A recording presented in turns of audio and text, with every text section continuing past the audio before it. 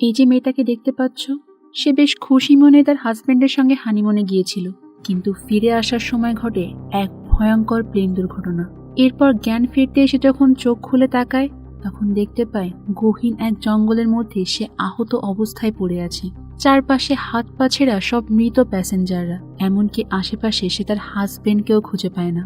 তো এরকম একটা সিচুয়েশনে ওই মেয়েটা ঠিক কি করবে বন্ধুরা? তো হ্যালো কোহেলিকার গল্প প্রেমীরা, কি অবস্থা সবার? তোমাদের সঙ্গে আজকে আমি সত্যি ঘটনা অবলম্বনে একটা মুভির গল্প শেয়ার করব, যার প্রতিটা মুহূর্তেই তোমরা দেখতে পারবে সারভাইভ করার জন্য একটা মেয়ে ঠিক কি কি করতে পারে।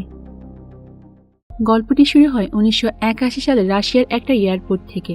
প্রতিদিনের মতো আজও সেখানে প্লেন টেক অফ করছে, আবার ল্যান্ডিং এরও ব্যস্ততা চলছে। এরপরে আমরা একটা নিউলি ম্যারিড কাপলকে দেখতে পাই। তাদের ফ্লাইট একটু ডিলে হওয়ার কারণে তারা এয়ারপোর্টের মধ্যে বসে অপেক্ষা করছিল। এই মেয়েটার নাম হলো লারিসা স্যাবিটস্কি, আর তার হাজবেন্ডের নাম হলো ভ্লাদিমির স্যাবিটস্কি। তারা আসলে হানিমুন শেষ করে বাড়ির পথে রওনা হচ্ছিল। এরপরেই সবাই মিলে প্লেনে উঠে পড়ে। লারিসা আসলে খুব একটা বেশি বাইরে বের হয় না, তাই তার হাজবেন্ড তাকে সব দিক নির্দেশনা দিতে থাকে কিভাবে কি করতে হবে আর কি। এরপর তার হাজবেন্ড তাকে সিট বেল্টটাও লাগিয়ে নিতে বলে, কিন্তু লারিসা কখনো সিট বেল্ট বাঁধতে চাইতো না, সে হোক বিমান বা কার। সিট বেল্ট বাঁধা থাকলে তার অনেক বেশি সাফোকেটিং লাগে, এই জন্য তার হাজবেন্ডও তাকে আর বেশি জোর করে না। প্লেনটাও তখন টেক অফ করে যায়। সবকিছু বেশ স্বাভাবিকই ছিল, কিন্তু একটু পরে তাদের প্লেনের ওপর থেকে আর একটা প্লেন বেশ দ্রুত গতিতেই চলে যায়। প্যাসেঞ্জাররা সবাই তো হকচকিয়ে ওঠে যে কি হয়েছে। তবে সেটা বোঝার আগেই তাদের প্লেনের একটা অংশ পুরোপুরি ভেঙে যায়, এমনকি কয়েকজন প্যাসেঞ্জার তো ওই ভাঙা অংশ দিয়ে নিচে পড়তে থাকে। তবে বেশিরভাগ প্যাসেঞ্জার যেহেতু সিট বেল্ট বাঁধা ছিল, তাই তারা ওই সিটের সঙ্গে প্লেনের মধ্যে আটকে থাকে। কিন্তু হঠাৎ করে ওই সময় সিট বেল্ট না বাঁধা থাকার কারণে লারিসা প্লেনের মধ্যে ঘুরতে শুরু করে। তার তখন বারবার মনে হচ্ছিল, কেন আমি সিট বেল্টটা না বেঁধেই ঘুমিয়ে পড়লাম। তার হাজবেন্ড তখন তার হাতটা ধরে বাঁচানোর চেষ্টা করে, কিন্তু তারা দুইজন খুব ভালো করেই বুঝতে পারছিল এইভাবে আর বেশিক্ষণ থাকা যাবে না, কারণ প্লেন খুব দ্রুতই নিচের দিকে নামছে। আর একটা সময় তো সেটা সজোরে গিয়ে মাটিতে আছড়ে পড়ে।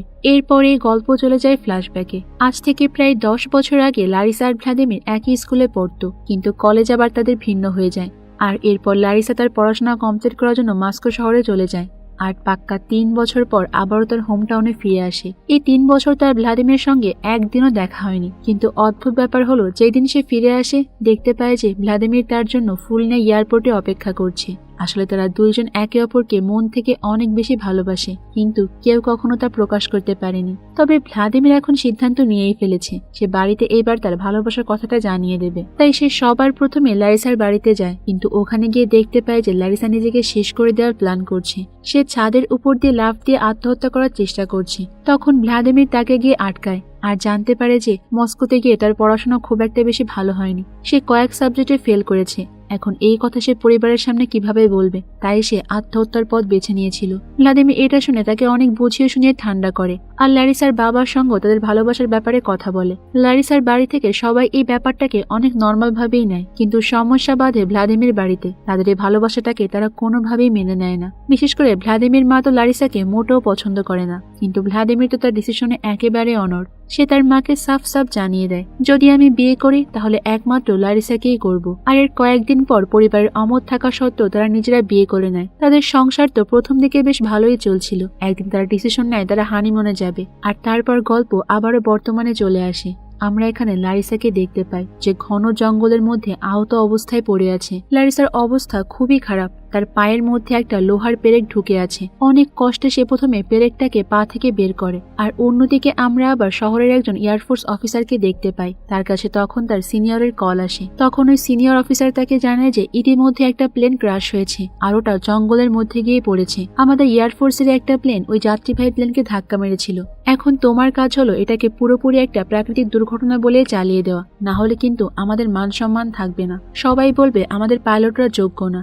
এদিকে লারিসা তো তার এই ক্ষতস্থানে রক্ত পড়া বন্ধ করার জন্য জামার একটা অংশ ছিঁড়ে সেখানে বেঁধে নেয়। যন্ত্রণায় তার পুরো শরীর তখন কাঁপছিল, কিন্তু হেল্প করার মতো একটা মানুষও তো তার পাশে নেই। সাহায্যের জন্য সে জোরে জোরে চিৎকার করতে থাকে, আর একটা সময় পর তো কঠিন যন্ত্রণায় সে ওখানে অজ্ঞান হয়ে পড়ে। অন্যদিকে সে এয়ারফোর্সের অফিসার তো তার কাজ শুরু করে দেয়। সে সর্বপ্রথম ওই প্যাসেঞ্জারদের লিস্টটা বের করে যারা ওই দিন বিমানে ছিল। এরপর সে প্রত্যেক প্যাসেঞ্জারের বাসায় একটা করে টেলিগ্রাম পাঠায়, যেখানে লেখা ছিল যে রোড অ্যাক্সিডেন্টের কারণে তারা নিখোঁজ হয়ে গিয়েছে, তাদের বাসটা নাকি একটা খাদে গিয়েই পড়েছে।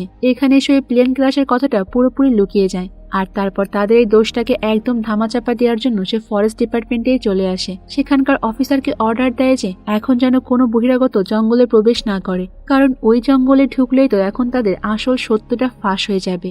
অন্যদিকে লারিসার মা যখন ওই টেলিগ্রামটা পায়, ওটা পড়ে তো সে পুরোপুরি শকড হয়ে যায়, কারণ এটা কোনোভাবেই পসিবল না। তার মেয়ে তো প্লেনে যাতায়াত করছিল, তাহলে রোড অ্যাক্সিডেন্ট কিভাবে হলো? আর এদিকে জঙ্গলের ভেতর তখন আমরা একটা হেলিকপ্টার দেখতে পাই। ওই হেলিকপ্টার যাওয়ার শব্দ শুনে তো লারিসার আবারও জ্ঞান ফিরে আসে।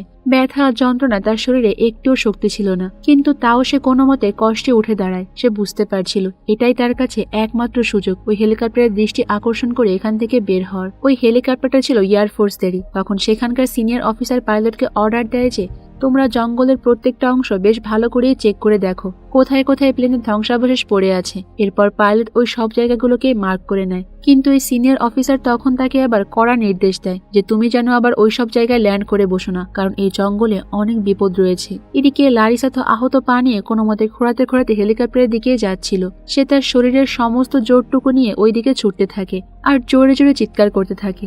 তখন তার চিৎকারের আওয়াজ হেলিকপ্টারের পাইলট সহ সেখানে থাকা সবাই বেশ ভালো করেই শুনতে পায়, কিন্তু এয়ারফোর্সের অফিসার তখন লারিসার চিৎকারকে ইগনোর করে ওখান থেকে দ্রুত চলে যায়। আর এরই মধ্যে ওই জঙ্গলের মধ্যে আমরা আবার একদল মিলিটারি অফিসারদেরকে দেখতে পাই, যারা অলরেডি তদন্তে বেরিয়ে পড়েছে। কিছুটা দূর এগিয়ে তারা ওখানে বিমানের পাইলটের টুপিটা খুঁজে পায়। এরপর যখন তারা চারপাশে তাকায় তখন দেখতে পায় যে পাইলট উপরে একটা গাছের সঙ্গে ঝুলে আছে। পাইলটের পেটের মধ্যে আসলে গাছের ডাল ঢুকে গিয়েছিল, যার কারণেই তার এইরকম নির্মমভাবে মৃত্যু হয়েছে।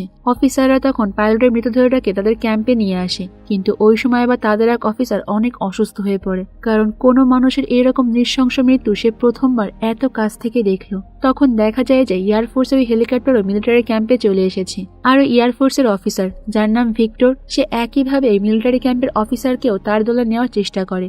সে বলে যে তোমরা তদন্ত করবে ঠিক আছে, কিন্তু সব সময় তোমাদের সঙ্গে আমার একজন অফিসারও থাকবে। কোথায় কি হচ্ছে না হচ্ছে সে সমস্ত ইনফরমেশন গুলোই আমাকে দেবে। কিন্তু এই মিলিটারি অফিসার তার এই কথা শোনে না, উল্টো বলে যে আমাদের কাজ হলো যারা আটকে পড়েছে আর ওই মৃতদেহগুলোকে ওখান থেকে উদ্ধার করা। সরি, আমরা আপনার কথা রাখতে পারছি না। আমরা সেই কাজটাই করব যেটা শুধুমাত্র আমাদেরকে অর্ডার দেওয়া হয়েছে। বাইরের কারো কথা শুনতে আমরা বাধ্য নই। অন্যদিকে তো লারিসার মা বেশ টেনশনে পড়ে গিয়েছে, তাই সে সরাসরি এয়ারপোর্টে চলে যায়। ওখানকার অথরিটিকে গিয়ে প্রশ্ন করে যে আমার মেয়ে তো আপনাদের ফ্লাইটে গিয়েছিল, তাহলে রোড অ্যাক্সিডেন্ট কিভাবে হতে পারে? এয়ারপোর্টের অথরিটিরা তো তখন কিছুই বলতে পারে না। উল্টো তারা বলে যে এটা তো একটা অফিসিয়াল নোটিশ, কোনোভাবেই মিথ্যা হতে পারে না। আপনাদের হয়তোবা ঠিক তথ্যটাই দেওয়া হয়েছে। প্লেনে ওঠার আগেই হয়তোবা আপনার মেয়ে মারা গিয়েছে। তো অন্যদিকে তো লারিসা কোনো মতে একটা লাঠিতে ভর দিয়ে সাহায্যের জন্য সামনের দিকে এগোতে থাকে, কিন্তু হঠাৎ করে সে ওখানে একটা বাঘ দেখতে পায়। বাঘটাকে দেখা মাত্রই তো সে প্রচন্ড ভয় পেয়ে যায় আর বুঝতে পারে যে হয়তোবা সে বেশিক্ষণ আর বাঁচতে পারবে না। কিন্তু ঠিক তখনই আকাশের ওপর দিয়ে একটা হেলিকপ্টার উড়ে যায়, আর সেই আওয়াজ পেয়ে বাঘটাও সেখান থেকে পালিয়ে যায়। আর এ যাত্রার মতো লারিসা প্রাণে বেঁচে যায়। লারিসা তখন নিচে বসে পড়ে, আর ওই সময় তার আবারও অতীতের কথা মনে পড়তে থাকে। এরপর পাশে তাকিয়ে সে একটা টেডি বিয়ার দেখতে পায়। ওই টেডি বিয়ারের মধ্যে সে একটা পিনও খুঁজে পায়।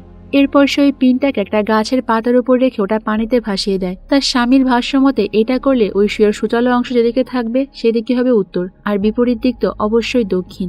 সে আসলে এটা করে কোন দিকে আছে তাই বুঝতে চাচ্ছিল, কিন্তু পানি থাকতে হবে একদম স্থির অবস্থায়। আর এরপর পাশে থাকা একটা নদী থেকে কিছুটা পানি পান করে, আর একটা পলিথিনে কিছুটা পানি ভরে নেয় পরে খাওয়ার জন্য। আর তারপর আবার ওই ভেঙে যাওয়া প্লেনের কাছে চলে আসে, কিন্তু ওই প্লেনের মধ্যে তো আসলে কিছুই ভালো নেই। তাই সেই পানির পলিথিন আর একটা লাঠি নিয়ে আবারও তার যাত্রা শুরু করে। কিন্তু প্রতি সেকেন্ডেই তো সে ভয়ে ভয়ে পা ফেলছিল, কারণ এই জঙ্গলে অনেক ভয়ঙ্কর জীব রয়েছে। ওইদিকে মিলিটারি অফিসাররা তো তদন্ত করতে করতে জঙ্গলের একদম ভেতরে পৌঁছে যায়। আর লারিসাও হাঁটতে হাঁটতে সেখান থেকে একটা জলাভূমির কাছে চলে আসে। এখানে বড় বড় গাছের সংখ্যা খুবই কম, কিন্তু ঘাস রয়েছে প্রচুর, যার কারণে কোথায় গর্ত আছে আর কোথায় নেই এটা সে ঠিকভাবে বুঝতেই পারছিল না। আর কিছুটা সামনে এগোতে এসে একটা জলাভূমির মধ্যে আটকে যায়। সে তো কোনো মতে নিজেকে ওখান থেকে টেনে তোলার চেষ্টা করে, কিন্তু তার গায়ে আসলে আর একটুও শক্তি নেই। তাই শত চেষ্টা করেও সে ওখান থেকে কোনোভাবে উঠতে পারছিল না। এখন এই কঠিন পরিস্থিতিতে তার কাছে মাত্র একটা অপশনই রয়েছে, সেটা হলো তার কল্পনা শক্তি। আর তারপরে ক্লান্ত শরীর নিয়ে সে কল্পনা করে যে তার হাজবেন্ড তার সামনেই আছে আর পরিস্থিতি সম্পূর্ণ আগের মতোই আছে। এই আশাটাই তাকে আস্তে আস্তে বাঁচিয়ে রাখে। এরপর কোনো মতে তো সে গর্ত থেকে উঠে দাঁড়ায় আর আবারও সামনের দিকে এগোতে শুরু করে। কিন্তু হঠাৎ করেই সে পা পিছলে পাহাড়ের ওই উঁচু অংশ থেকে একদম নিচে চলে যায়। অন্যদিকে মিলিটারি অফিসাররা তো বেশ কিছুক্ষণ ধরে খোঁজাখুঁজি করার পর অবশেষে ওই প্লেনের ধ্বংসাবশেষকে খুঁজে পায়। আর এই পার্টসগুলো হলো তাদের সেই ফাইটার প্লেনের। এরপরেই সিনিয়র অফিসার ভিক্টর তাদের পাইলটকে সব ঘটনাই খুলে বলতে বলে। ওই পাইলট তখন বলে যে আমরা যখন এই প্লেনে ছিলাম তখন আকাশে আমরা বিদ্যুৎ চমকানোর আলো দেখতে পাই। দেখা মাত্রই তো আমরা প্লেনটাকে অনেক নিচে দিয়ে নিয়ে যাচ্ছিলাম, তবে মাঝপথে হঠাৎ করে সেই প্যাসেঞ্জার প্লেনটা সামনে চলে আসে আর আকাশে মেঘ থাকার কারণে আমরা ভালোভাবে স্পষ্ট কিছুই দেখতে পারছিলাম না। এই কারণে সেখানে ভয়ঙ্কর অ্যাক্সিডেন্টটা হয়ে যায়। এদিকে লারিসা তো জঙ্গলে ক্রমাগত হেঁটেই চলছে আর একটা সময় ওই বাঘটা আবারও তার সামনে চলে আসে, কিন্তু এই বাঘটা তখন তাকে দেখতে পায় না। তাই লারিসাও লুকিয়ে লুকিয়ে ওখান থেকে পালানোর চেষ্টা করে, তবে ভাগ্য খারাপ থাকলে যা হয় আর কি। লারিসারের পায়ের শব্দে বাঘটা তার উপস্থিতি টের পেয়ে যায় আর ঠিক যেমনটা সে ভয় পাচ্ছিল সেটাই ঘটে। বাঘটা তাকে দেখেই তাড়া করতে শুরু করে। লারিসা তো প্রাণের ভয়ে দৌড়াতে শুরু করে, যার কিনা একটু আগে হাঁটাচলা করারই শক্তি হচ্ছিল না। কিছুটা এগোতেই হঠাৎ করে সে একটা গর্তের মধ্যে পড়ে যায় আর ভাবে যে এখানেই বোধহয় তার জীবনটা শেষ। কিন্তু ভাগ্য ভালো থাকার কারণে বাঘটা তখন ওপর থেকেই তাকে দেখে সেখান থেকে চলে যায়। লারিসার সামনে এখন প্রবলেম হলো সন্ধ্যা নেমে আসছে আর এমনিতেই জঙ্গলে দিনের বেলায় জীবজন্তুর অভাব নেই, তার উপর রাতের বেলায় তো এর প্রভাব আরো বেশি বেড়ে যায়। তারপর সে তার কাছে থাকা গ্যাস লাইটটা দিয়ে আগুন জ্বালায় আর কিছু জিনিস তার সঙ্গে নিয়ে এসেছিল ওটাই মাথার নিচে দিয়ে সেখানে শুয়ে পড়ে। লারিসার তখন আবারও তার হাজবেন্ডের কথাই মনে পড়ছিল, যে কিছুদিন আগেও তাকে সমস্ত কাজে সাহায্য করত, রান্না করা থেকে শুরু করে ব্যাগ গোছানো সবকিছুতে সে তার হাজবেন্ডের হেল্প পেত। কিন্তু এখন এই ঘন জঙ্গলের মধ্যে সে পুরো একা, আর এই বিষয়টাই বারবার তাকে আরো বেশি দুর্বল করে দিচ্ছিল।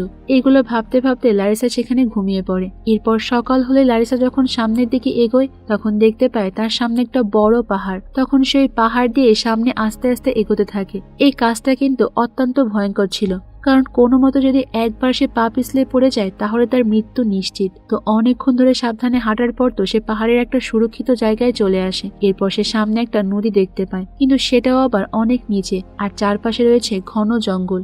এরই মধ্যে আবার সে লক্ষ্য করে যে ওই নদীর এই পাশে প্লেনের একটা ভাঙা অংশ পড়ে আছে আর এটা ছিল ককপিটের অংশ। তাই সে ভালো করে বুঝতে পারছিল ওখানে হয়তোবা সে তার প্রয়োজনীয় কিছু জিনিস পেয়ে যাবে। তাই অনেক কষ্ট হলেও সে আস্তে আস্তে ওই দিকেই যাত্রা শুরু করে। কিন্তু সমস্যা হলো সেখানে নদীর স্রোত অনেক বেশি। এখন যদি সে সাঁতার কাটার চেষ্টা করে তাহলে ওই স্রোত তাকে ভাসিয়ে অনেক দূরে নিয়ে যাবে।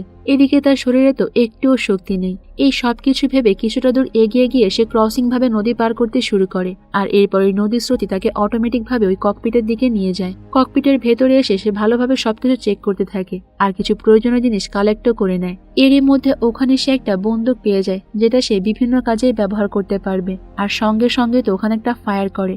এই গুলির শব্দ আর আগুন তো বহু দূর থেকেই দেখা যায়, কিন্তু ওদিকে আশেপাশে আসলে কোনো মানুষ ছিল না, তাই তার তেমন একটা কাজ হয় না। অন্যদিকে লারিসার পুরো ফ্যামিলি তো এখন প্রচন্ড টেনশনে আছে, কারণ এতদিন হয়ে যাবার পরও সে তার মেয়ের কোনো খোঁজ পাচ্ছে না। আসলে তার মেয়ের সঙ্গে কি হয়েছে তারা এটাও বুঝতে পারছে না। লারিসার বাবা আবার এয়ারফোর্সের প্রধানকে বেশ ভালো করেই চিনত, এমনকি সেখানকার কমরেডের সঙ্গেও তার ভালো পরিচয় ছিল। তাই এরপর সে লারিসার মাকে নিয়ে চলে যায় কমরেডের সঙ্গে দেখা করতে, কিন্তু কিছুটা দূর যাওয়ার পরে মিলিটারিরা তাদের রাস্তা আটকে দেয়। লারিসার বাবা তখন তাদের পুরো ঘটনাটাই বোঝানোর চেষ্টা করে, কিন্তু অফিসাররা তার কোনো কথা মানতেই রাজি হয় না। মানে তাকে কোনোভাবে এই এরিয়ার পর যেতে দেওয়া হবে না। আর এইগুলো দেখেই তাদের ড্রাইভারের আবার প্রচন্ড রাগ হয়। প্রথমত তারা পুরো ঘটনাটা ঠিকভাবে প্রকাশ করছে না, তার মধ্যে আবার মেয়েটাকে কোথাও খুঁজে পাওয়া যাচ্ছে না, আর এই ব্যাপারে তাদের কোনো গুরুত্বই নেই। তাই সে রাগ করতে এবার মিলিটারিদের বাধা সত্ত্বেও জোরে গাড়ি চালাতে শুরু করে আর প্রতিটা ব্যারিকেড ভাঙতে ভাঙতে সামনের দিকে এগিয়ে যায়। আর সবশেষে তারা কমরেডের কাছে পর্যন্ত চলে যায়। ওখানে গিয়েই তারা প্রথমে বলতে শুরু করে যে সত্যি করে বলুন আমাদের মেয়ের সঙ্গে আসলে কি হয়েছে। কিন্তু প্রথম দিকে তো অফিসাররা তাকে কিছুই বলতে রাজি হচ্ছিল না, কিন্তু লারিসার বাবা যখন কিছুই শুনতে চাচ্ছিল না তখন তারা তাকে একটা ডিসক্লোজার এগ্রিমেন্টে সাইন করায়। মানে এখন থেকে সে যাই জানতে পারবে তাকে সমস্তটা গোপন রাখতে হবে। আর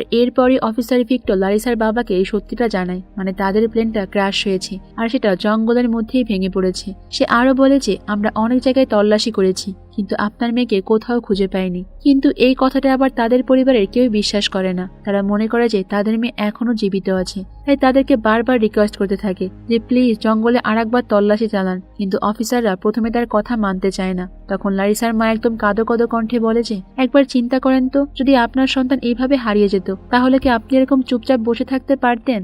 এই কথা শোনা মাত্রই তো ভিক্টরের কিছুটা হলেও বিবেক জেগে ওঠে। তখন সে তাদেরকে আশ্বাস দেয় যে আপনারা টেনশন করেন না, আমি আবারও ওই জঙ্গলে তল্লাশি চালাবো।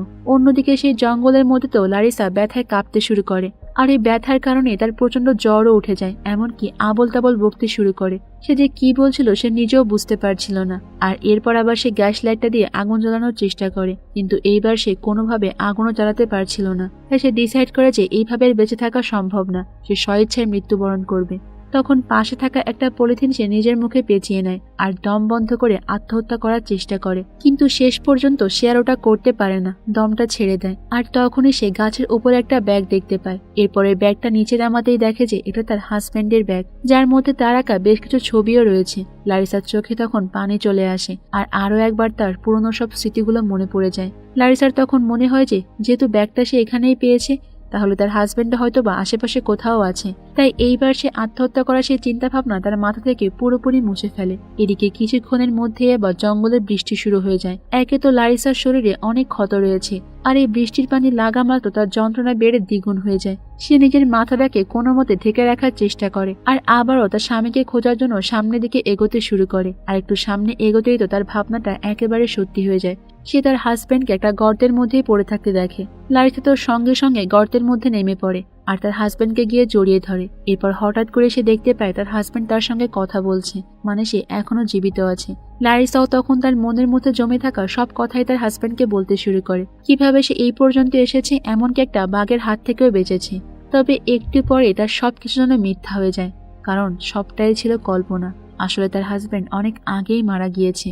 অন্যদিকে অফিসার ভিক্টর তো এই প্রথমবারের মতো তার সিনিয়র অফিসারদেরকে জানায় যে সে মিথ্যা বলেছিল, কারণ সে জঙ্গলের মধ্যে ওই মেয়েটাকে আগেই দেখেছিল, কিন্তু তার ইচ্ছা করে তখন নিচে নামেনি। সিনিয়র অফিসার এটা শুনে তো তাকে অনেক বকা দেয় আর বলে যে তুমি কিন্তু সবচেয়ে বড় একটা ভুল করেছো। এখন যদি আমরা এই মেয়েটাকে কোনোভাবে মৃত অবস্থায় পাই, তাহলে এই দায়ভার কিন্তু সম্পূর্ণ তোমার উপরই যাবে। এটা শুনেই তো তারা দ্রুত হেলিকপ্টার নিয়ে ওই লোকেশনে চলে যায় যেখানে তারা আগের বার লারিসাকে দেখেছিল। কিন্তু বর্তমানে তো লারিসা ওই জায়গা থেকে অনেক সামনে এগিয়ে গিয়েছে, তাই অনেকক্ষণ খোঁজাখুঁজি করার পরও তারা লারিসাকে ওখানে খুঁজে পায় না। আর এদিকে লারিসা তো আবারও জঙ্গলের ভেতর থেকে হেলিকপ্টারের আওয়াজ শুনতে পায়। সে ভালো করেই বুঝতে পারছিল যে এখান থেকে বের হতে হলে এখন তার স্বামীর মৃতদেহ তাকে এখানেই ফেলে রেখে যেতে হবে। এটা চিন্তা করেই তো সে কান্নায় ওখানে ভেঙে পড়ে আর আবারও ওই গর্ত থেকে ওঠার চেষ্টা করে, কিন্তু বৃষ্টির কারণে মাটি ভিজে থাকার কারণে সে কোনো মতে উপরে উঠতে পারছিল না, বারবার পা পিছলে পড়ে যাচ্ছিল। আর এখন তার শরীরে একটুও শক্তি নেই, তার উপর প্রচন্ড পায়ে ব্যথা। তাই এইবার সে ওখানে বসে বসেই চিৎকার করতে শুরু করে। তার শরীরে যেইটুকু শক্তি অবশিষ্ট ছিল সেটা দিয়ে সে জোরে জোরে হেল্প হেল্প বলে চিৎকার করতে থাকে। অন্যদিকে অফিসাররা তো জঙ্গলটাকে ভালোভাবে চেক করে আর তারাও একটা সময় পরে গিয়ে লারিসার চিৎকার শুনতে পায়। তখন লারিসাও অনেক কষ্টে গর্ত থেকে কোনো মতে বের হয়ে তার কাছে থাকা বন্দুক দিয়ে আবারও আকাশে একটা ফায়ার করে, আর এটা দিয়ে অবশেষে কাজ হয়ে যায়। অফিসাররা বুঝতে পারে যে লারিসা কোন দিকে আছে। তারা সঙ্গে সঙ্গে বন্দুকের আওয়াজের দিক থেকে এসেছে ওই দিকেই ছুটে যায় আর অবশেষে তারা লারিসাকে খুঁজে পায়। এরপর হেলিকপ্টারে করে দ্রুত তাকে ওখান থেকে নিয়ে যাওয়া হয়। লারিসা এই জঙ্গলের মধ্যে মোট 3 দিন কাটিয়েছে আর এই 3 দিনের দীর্ঘ লড়াইয়ের পর অবশেষে সে বাড়িতে ফিরেছে। এই 3 দিন ধরে তো সে পানি ছাড়া আর কিছুই ঠিকমতো খেতে পারেনি, তাই বারবারই তার হ্যালুসিনেশন হচ্ছিল। তাই যাওয়ার সময় সে দেখতে পায় যে তার স্বামী তাকে হাত নাড়িয়ে বিদায় জানাচ্ছে। এরপরে অনেক কয়েক বছর কেটে যায়, লারিসারও বয়স বেড়েছে। কিন্তু বর্তমান সময় লারিসার মনে একটাই প্রশ্ন আছে, সেটা হলো এত মানুষ মারা যাবার পরও সে একা কিভাবে বেঁচে রয়েছে। আর সে এখনো তার হাজব্যান্ড ভ্লাদিমিরকে ভুলতে পারেনি। তার মনে হয় যে কোনো একদিন হয়তো একটা ম্যাজিক ঘটবে আর তার স্বামী আবারও তার কাছে ফিরে আসবে।